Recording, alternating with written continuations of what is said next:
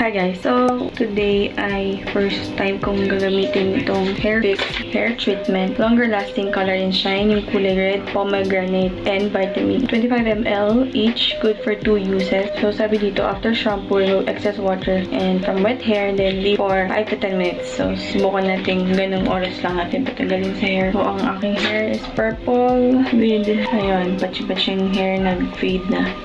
Let's try. I'll be back. One eternity later. So, ayan. After drying my first try, medyo, ano tawag doon? Yung feeling hindi katulad nung sa keratin. Yung unlike etong gamit ko. Ng keratin, mas gusto ko yung feel ng keratin sa buko. Parang pag after kong patuyuin siya, parang ang buwaghag. Pero pagka sinuklay ko na, mukha namang okay. Pag sinuklay ko na, ayan. Let's see. So this is my round 1. Use rule. Wait, ang bango pala na. Amoy. Type yung amoy pero mabango. Nakakahilo yung amoy. Nahihilo ko sa amoy. So ayan, let's see. I'll be back again for another update.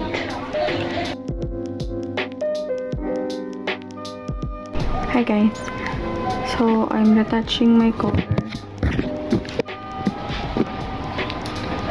Fade na yan, pero ang tingkad lang sa camera. Pero itong hair conditioner, hair stain conditioner. Ayan, Funky Violet. And then pag gusto nyo hindi masyadong matingkad, haluan nyo ng keratin conditioner. Ang ginamit ko is hair spa, Verdon, keratin blowout para mag tone down yung pagka-purple.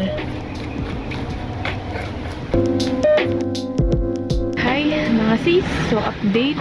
Ngayon ay April 3 na yung paggamit ko ng conditioner, ng treatment ng HAIRFIX. So far is maganda naman. Pananatili pa naman yung matingkad.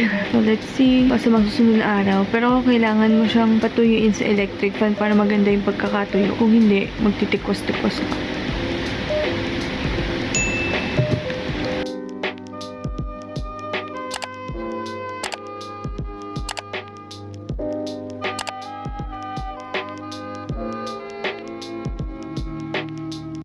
Ubus na. Kunti na lang. Mga dalawa pang use na. Siguro isa na lang. Sasailin ko na lang. Amoy pomegranate. Hey.